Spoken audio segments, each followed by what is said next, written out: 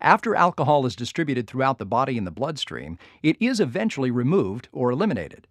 You may have heard the old rule of thumb that the body can eliminate 1 drink per hour. While that's a convenient formula, it's also wrong.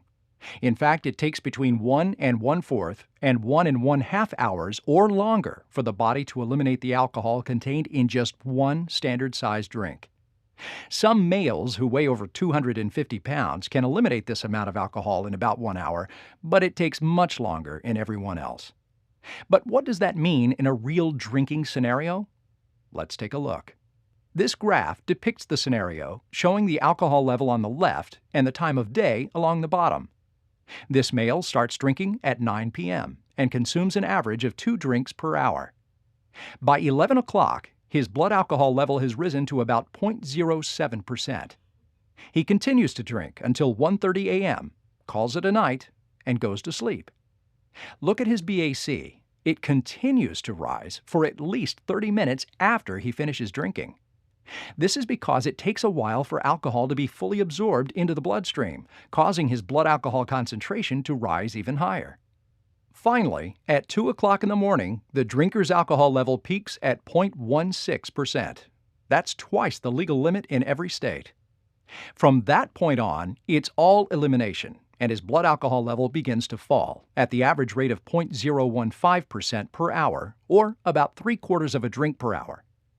As he sleeps, his body continues to eliminate the alcohol, but at a relatively slow rate, at least compared with how fast his alcohol level rose while he was drinking. Finally, 7:30 a.m. rolls around. Our guy still has a blood alcohol level of 0.08%. That's still legally intoxicated, and that's a big problem if he has to go to work then or drive for any other reason.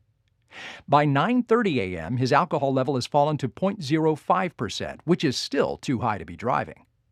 He could still be legally intoxicated. In fact, people have been convicted of driving while intoxicated with blood alcohol levels as low as 0.03%. It's not until 1 p.m. that afternoon that he is back down to a sober state with a 0 blood alcohol level. Overall, that's 11.5 hours since he stopped drinking earlier that morning. Even at that point, he could still be impaired by the effects of a hangover. The bottom line is that it takes much longer for the body to eliminate alcohol than most people think. When it comes to state laws regarding drinking and driving, it's taken very seriously. Alcohol-impaired driving is dangerous and against the law. People convicted of driving while impaired by alcohol can face many penalties, including thousands of dollars in fines, loss of their driver's license, mandatory completion of an alcohol education course, jail time, mandatory attendance of a DUI victim impact panel or a live autopsy, and even years of probation. Unfortunately, even though they know driving after drinking alcohol is unsafe and illegal, some people still get behind the wheel impaired and put themselves and everyone around them at risk. It's no secret that drinking alcohol when you're under age 21 is illegal. But even after you turn 21, remember, your world could end with a sip of 1 drink. Drinking and driving don't mix.